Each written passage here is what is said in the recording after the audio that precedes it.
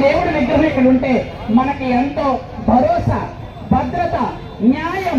ఇక్కడ చూసేటువంటి ప్రతి ఎస్టీ, ఎస్సీ, బీసీలకు అందరికీ కూడా ఆయన ఉన్నారనే ఒక ధైర్యం రావాలి అనే ఇది సామాన్య విగ్రహం కాదు.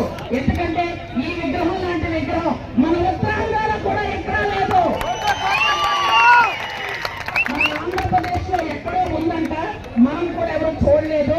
కానీ మొట్టమొదటిసారిగా ఆ మహానుభావుడు మన ముందుకు వచ్చి కూర్చొని తీర్పు చెప్తున్నట్టుగా ఉంది.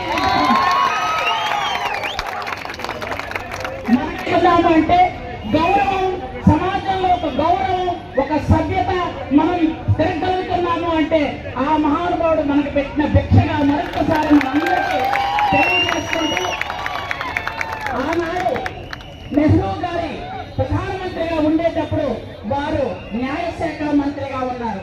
ఆ రోజుల్లోనే రాజ్యాంగాన్ని ఆయన రూపొందించినటువంటి విషయం మనందరికీ కూడా తెలుసు.